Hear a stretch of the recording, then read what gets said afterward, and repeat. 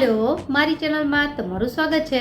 આજે બનાવીશું શિયાળામાં ખાઈ શકાય એવી ખજૂર પૂરીની રેસીપી, જે એકદમ ઓછા ઇન્ગ્રીડિયન્ટથી બની જાય છે। તો ચલો રેસીપી શરૂ કરીએ। અને રેસીપી પસંદ આવે તો વિડીયોને લાઈક અને ચેનલને સબસ્ક્રાઈબ કરવાનું ના ભૂલતા। તો ખજૂર પૂરી બનાવવા માટે મેં 1 કિલો ખજૂર લીધો હતો, જેમાંથી ઠળિયા કાઢી લીધા છે। તો અંદાજે અત્યારે 700 થી 800 ગ્રામ જેટલો છે।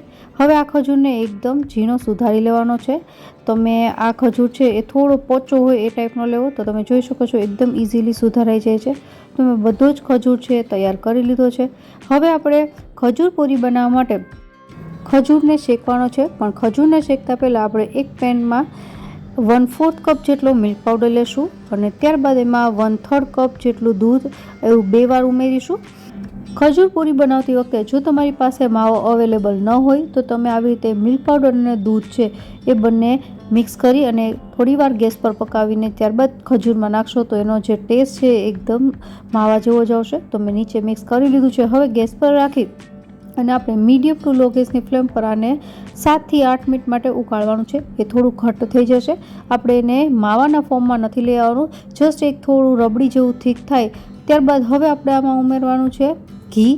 તો અહીં મેં 700 થી 800 ગ્રામ ખજૂર સામે 2 ચમચા જેટલા ઘીનો ઉપયોગ કર્યો છે।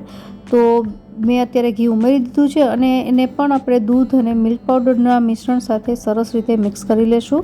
અને મિક્સ થઈ જાય ત્યારબાદ હવે સૌથી છેલ્લે આપણે ઉમેરવાનો છે ખજૂર, જે આપણે સુધારીને તૈયાર કર્યો છે। તો સૌપ્રથમ આપણે પહેલાં ખજૂર છે એ આ કડાઈમાં એડ કરી દઈશું અને એને સારી રીતે મિક્સ કરી દઈશું। તો તમે જોઈ શકો છો ખજૂર, દૂધ, મિલ્ક પાવડર અને ઘી બધું જ સારી રીતે મિક્સ થઈ ગયું છે। હવે આપણે આ મિશ્રણને એક મોટી કડાઈમાં ટ્રાન્સફર કરી લેશું। હવે અહીં મીડિયમ ટુ લો ગેસની ફ્લેમ પર સતત આ મિશ્રણને ચલાવવાનું છે અને ખજૂર જ્યારે તમે શેકતા હોય ઘીમાં ત્યારે એ મિશ્રણને ગેસ પર એમને ન છોડવું, એને સતત સ્પેચ્યુલાની મદદથી ચલાવતા રહેવું અને ખજૂર આવી રીતે જેમ જેમ સોફ્ટ થશે એમ સરસ રીતે મિક્સ થતો જશે અને ભાંગતો જશે। તો એ વસ્તુ જ્યારે પણ તમે ખજૂર છે શેકો ત્યારે ખાસ યાદ રાખવી। તો લગભગ 10 થી 15 મિનિટ પછી તમે જોઈ શકો છો ખજૂરનું ટેક્સચર છે થોડું સોફ્ટ થવા લાગ્યું છે। ખજૂર પૂરી બનાવવામાં ખજૂર કેટલો શેકવો એની માટે એક ટ્રીક છે। જેમ જેમ ખજૂર શેકાશે એમ એ ભેગો થતો જશે અને તમે જોઈ શકો છો સ્પેચ્યુલાની મદદથી ફેરવું તો એ એક સાથે જેવી રીતે આપણે લોટ બાંધીએ રોટલીનો એ રીતે ભેગો થતો જાય છે। તો બસ આપણો ખજૂર સરસ રીતે શેકાઈ ગયો છે।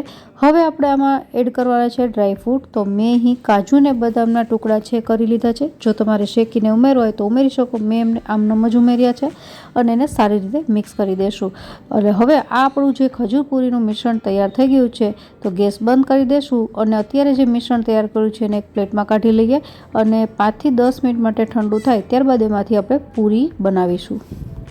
તો ખજૂર પૂરીનું મિશ્રણ એકદમ ઠંડુ થઈ ગયું છે। હવે આપણે થોડો હાથ છે ઘીવાળો કરી અને ત્યારબાદ થોડું મિશ્રણ હાથમાં લઈને એને પૂરી જેવો શેપ આપી દઈશું।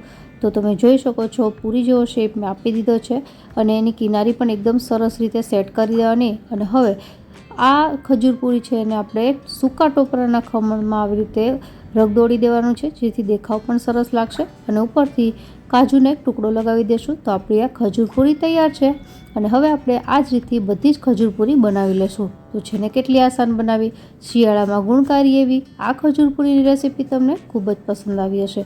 ફરી મળીએ નવી રેસીપી સાથે, ત્યાં સુધી બાય બાય।